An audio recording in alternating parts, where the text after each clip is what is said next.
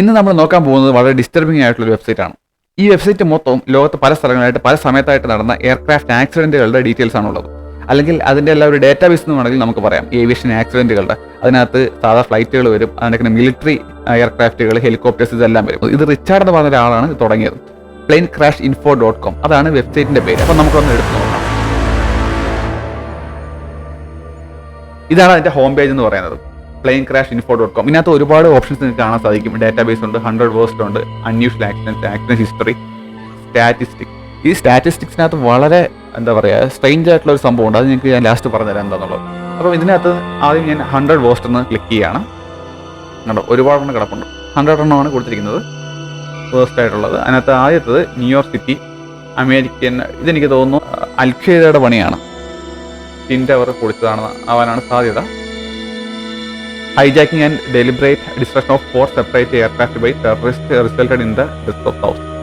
അത് തന്നെയാണ് സംഭവം. പിന്നെ അങ്ങനെ ഓരോന്നും ഉണ്ട് കേട്ടോ. അതിന്റെ ഫോട്ടോസ് ഉൾപ്പെടെയാണ് അവർ കൊടുത്തിരിക്കുന്നത്. എല്ലാത്തിൻ്റെയും ഫോട്ടോസ് കാണണമെന്നില്ല, ചിലതിൻ്റെയൊക്കെ ഫോട്ടോസ് ഉണ്ട്. ആ സമയത്ത് അവിടെ നടന്നതാണ്. കണ്ടോ, the remains of a Pan AM B747 top and കേരളം the Canary Islands in the second worst aviation disaster in history, which killed a total of 583 ആളുകളാണ് അന്ന് മരിച്ചത്.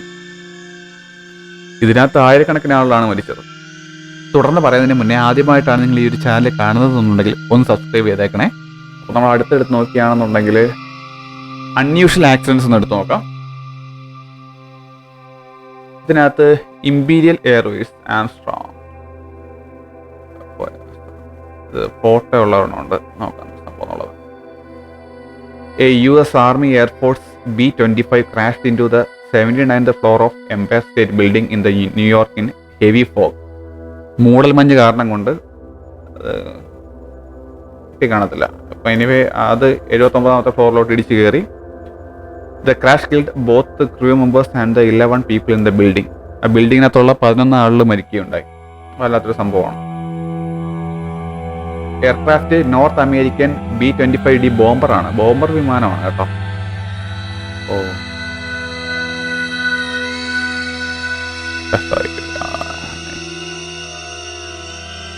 കനേഡിയൻ. ഞാൻ ഇത് ഫോട്ടോ ഉള്ളത് മാത്രം ജസ്റ്റ് ഒന്ന് എടുത്ത് നോക്കുവാണേ.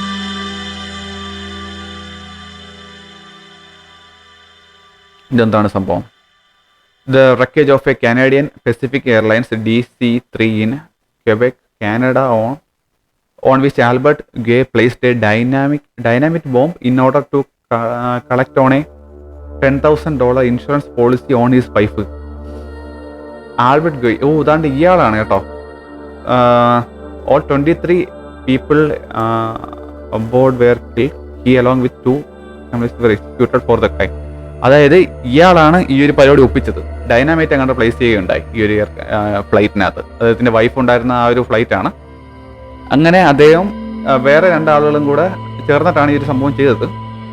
അവർ രണ്ടുപേരെയും പിന്നെ തൂക്കിക്കൊല്ലാൻ വിധിച്ചു എന്നാണ് എൻ്റെ ഒരു അറിവ്. എന്തല്ലേ ആ ഒരു ഇൻഷുറൻസ് തുക അടിച്ചു മാറ്റാനായിട്ട് ഇത്രയും ആളുകളുടെ ജീവൻ അയാൾ ബലി കൊടുത്തു എന്നുള്ളതാണ്. എന്നിട്ട് അയാൾക്ക് വല്ലതും കിട്ടിയോ? വളരെ സ്ട്രേഞ്ച് ആയിട്ടുള്ള സംഭവമാണ്. ഇത് കണക്കുള്ള കുറേ ഫോട്ടോസ് ഉള്ളതുണ്ട്. ഞാൻ ഫോട്ടോസ് ഉള്ളത് മാത്രം ജസ്റ്റ് ഒന്ന് എടുത്ത് നോക്കി എന്നുള്ളത് മാത്രമേ ഉള്ളൂ. ഇത് ജപ്പാനിലാണ് നടന്നത്. Aircraft crashed into Mount Fuji after encountering severe turbulence when the pilot decided to give the passengers a view of the mountain. ഇത് ആ മൗണ്ടൻ നല്ലൊരു വ്യൂ കിട്ടാൻ വേണ്ടിയിട്ട് പൈലറ്റ് ആ ഫ്ലൈറ്റ് താഴ്ത്തി പറത്തിയതാണ് കാരണം. ഓക്കെ, വല്ലാത്ത സംഭവമാണ്. ഇങ്ങനെ ഒരുപാട് ഡീറ്റെയിൽസ് ഇതിനകത്തുണ്ട്. ആക്സിഡൻറ്റ് ഫോട്ടോസ്, ഇത് ആക്സിഡൻറ്റ് നടന്ന ഫോട്ടോസുകളുടെ ഡീറ്റെയിൽസാണ്. 2010 തോന്നുന്നു കേട്ടോ. അത് അവസാനമായിട്ടല്ല, 19 ഇത് 2010കളാണ്. ഓക്കെ, ആ ഒരു ടൈം 2010 തൊട്ട് 19 വരെയുള്ള ആ ഒരു ടൈമിലുള്ളതാണ്.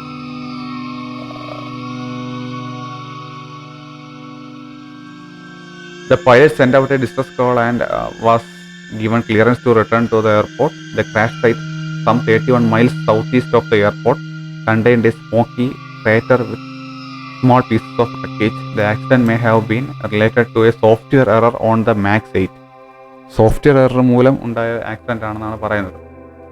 വല്ലാത്ത കഷ്ടമാണല്ലേ. Show down with a missile, അതെന്താണ് സംഭവം? ബോയിങ് 777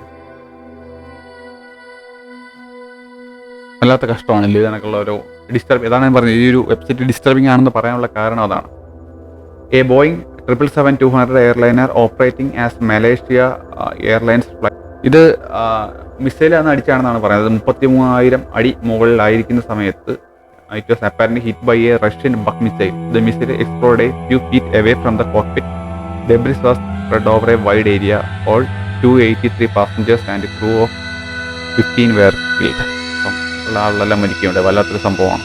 അടുത്തത് നമുക്ക് ലാസ്റ്റ് വേഴ്സ് നോക്കാം. ഓക്കെ, ഇതിനകത്ത് ഒരുപാടെണ്ണം ഉണ്ട് കേട്ടോ. ഈ CVR കൊടുത്തിരിക്കുന്നത് കോക്പിറ്റ് വോയിസ് റെക്കോർഡറാണ്. ഓക്കെ, അതാണ് ഇത് CVS എന്ന് എനിക്ക് തോന്നുന്നു, തെറ്റി കൊടുത്താന്ന് തോന്നുന്നു. CVR എന്നാണ്. CVS എന്ന് വല്ലതും ഉണ്ടോ എന്നുള്ളത് എനിക്ക് അറിയത്തില്ല. പിന്നെ ഇത് എയർ ട്രാഫിക് കൺട്രോളറുടെയാണ് ATC എന്ന് കൊടുത്തിരിക്കുന്നത്. അപ്പോൾ നമുക്ക് ഏതെങ്കിലും ഒന്ന് എടുത്തു നോക്കാം. ആദ്യത്തത് ഇത് ഇവിടെ നടന്ന സംഭവമാണ് കേട്ടോ, ഇന്ത്യയിൽ നടന്നതാണ്. ഇത് ഇവിടുത്തെ എയർക്രാഫ്റ്റ് അല്ല, പക്ഷേ ഇവിടെ മുംബൈയിലാണ് കേട്ടോ, ബോംബെയിൽ നടന്ന സംഭവമാണ്. അതായത് 1962 ടൈം.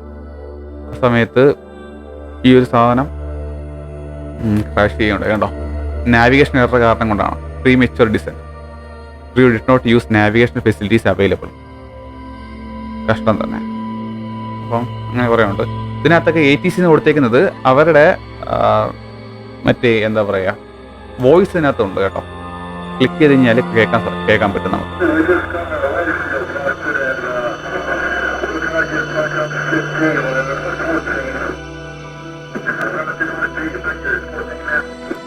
വളരെ ഫീബിളായിട്ട് മാത്രമേ നമുക്ക് കേൾക്കാൻ പറ്റുള്ളൂ. നിങ്ങളത് എടുത്ത് കേട്ട് നോക്കുക, അപ്പം മനസ്സിലാവും. ക്ലിയർ അല്ല, അതാണ് ഞാൻ ഉദ്ദേശിച്ചത്. അതിനൊക്കെ തന്നെ CVRൻ്റെ ഉണ്ട്, കോക്പിറ്റ് വോയിസ് റെക്കോർഡർ. അതായത് ആ ബ്ലാക്ക് ബോക്സിനകത്ത് 2 പാർട്ടാണ് ഉള്ളത്. ഒന്ന് CVR, അതായത് കോക്പിറ്റ് വോയിസ് റെക്കോർഡർ. പിന്നെ ഉള്ളതെന്ന് പറയുമ്പോൾ ഫ്ലൈറ്റ് ഡേറ്റയെ ബേസ് ചെയ്തിട്ടുള്ള ഒരു സംഭവം കൂടിയാണ്. അതായത് അതിനകത്തുള്ള എല്ലാ സെൻസേഴ്സിൻ്റെയും ഡേറ്റ കളക്ട് ചെയ്ത് അതിനകത്ത് സ്റ്റോർ ചെയ്ത് വെച്ചിരിക്കും. ഇത് രണ്ടും നല്ല പക്ക ഷീൽഡഡ് ആയിട്ടാണ് ഇരിക്കുന്നത്. അപ്പം അതിനകത്ത് നിന്നുള്ള ഓരോ വോയിസ് റെക്കോർഡിങ്ങിൻ്റെ ഡീറ്റെയിൽസാണ് ഇതിനകത്തുള്ളത്.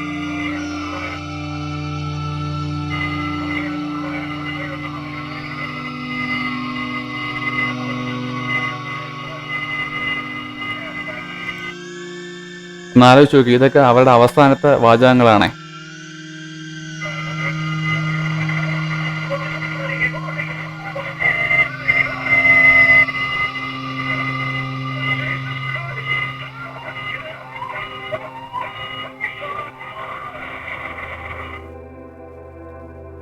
വല്ലാത്ത കഷ്ടം തന്നെയാണ്. ഇതിനകത്ത് കുറേ ഉണ്ട് കേട്ടോ.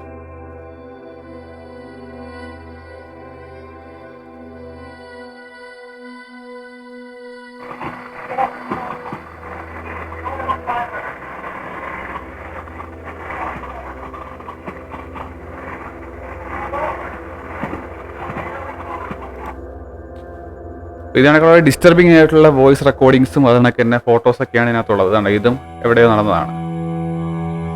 Military transport experienced a mid air breakup at FL 240 and crash to the ground.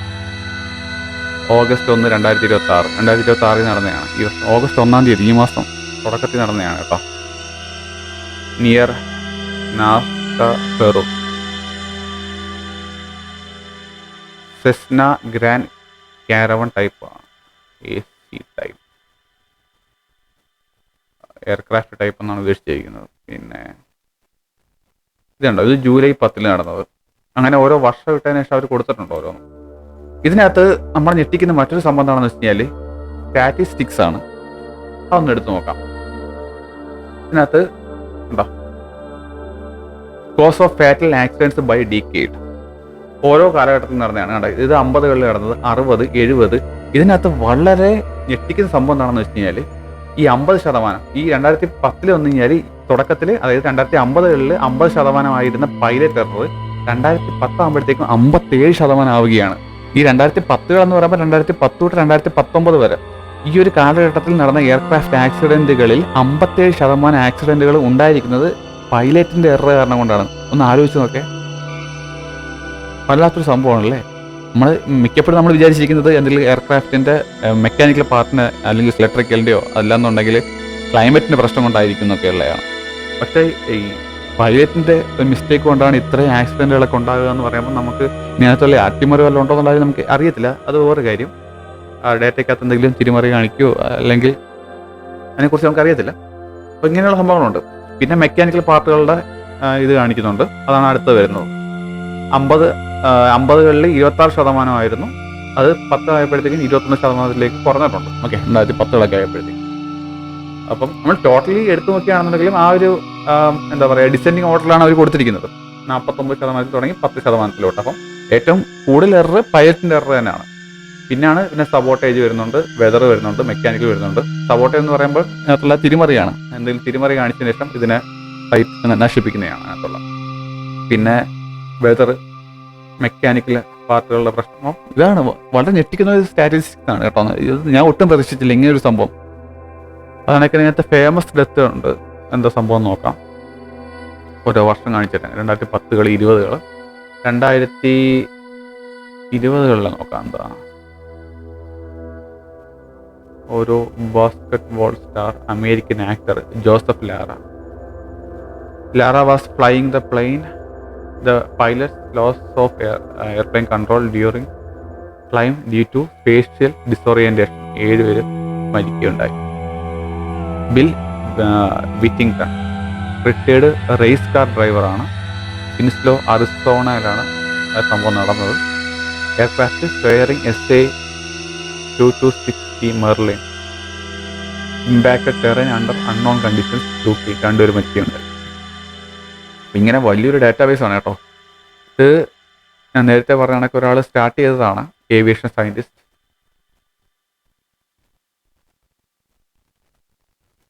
അപ്പം നിങ്ങൾക്ക് ഇതുമായിട്ടൊക്കെ റിസർച്ച് ചെയ്യാൻ താല്പര്യമുള്ള ഒരാളാണെന്നുണ്ടെങ്കിൽ ഇത് എടുത്തതിന് ശേഷം നിങ്ങൾക്ക് നല്ലൊരു ഡാറ്റ സെറ്റ് ഇതിനകത്ത് നിന്ന് കിട്ടും. ഓക്കെ, എനിക്ക് മനസ്സിലാക്കാൻ സാധിക്കാത്തതാണ്. നല്ല രീതിയിലുള്ള ഡാറ്റ ഇതിനകത്തുണ്ട്. ആക്സിഡൻറ്റ് ഹിസ്റ്ററി,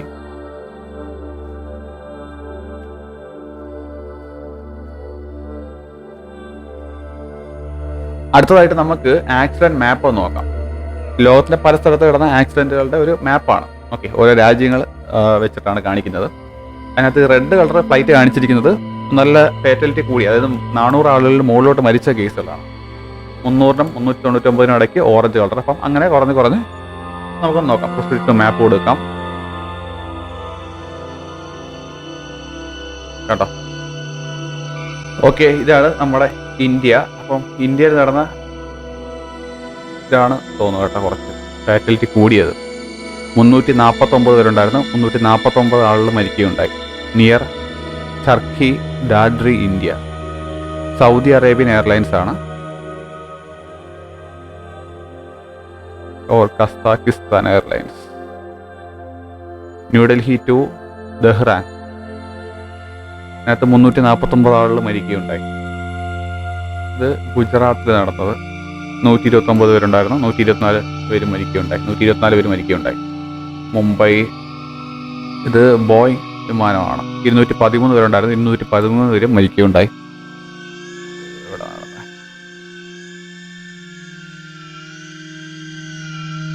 ഇത് മാംഗ്ലൂരിൽ നടന്നതാണ്. 166 പേരുണ്ടായിരുന്നു. 158 പേര് മരിക്കുകയുണ്ടായി. അത് ഏറ്റവും ഈ റെഡ് കാണിച്ചിരിക്കുന്നത് 400 ആളുടെ മുകളിലോട്ട് മരിച്ചിട്ടുള്ള കേസാണ് കേട്ടോ. അതെടുത്ത് നോക്കുകയാണെന്ന് കണ്ട 524 പേരുണ്ടായിരുന്നു. ജപ്പാൻ എയർലൈൻസ് ആണ്. 520 പേര് മരിക്കുകയുണ്ടായി. 1985 നിയർ യുണോ വില്ലേജ്, ജപ്പാൻ. നിങ്ങൾ ഇതണക്ക് റിസർച്ച് ചെയ്യാൻ താല്പര്യമുള്ള ആളാണെന്നുണ്ടെങ്കിൽ ഈ ഒരു വെബ്സൈറ്റ് അടിക്കുകയാണെന്നുണ്ടെങ്കിൽ നിങ്ങൾക്ക് നല്ലൊരു ഡാറ്റ സെറ്റ് നിങ്ങൾക്ക് കിട്ടും. ഓക്കെ, അപ്പോൾ ഇതണക്കുള്ള ഓരോ വിചിത്രമായിട്ടുള്ള വെബ്സൈറ്റുകളെ കുറിച്ച് നിങ്ങൾക്ക് അറിയാൻ താല്പര്യമുണ്ട് എന്നുണ്ടെങ്കിൽ തീർച്ചയായിട്ടും ഈ ചാനൽ സബ്സ്ക്രൈബ് ചെയ്ത് വെച്ചേക്കുക.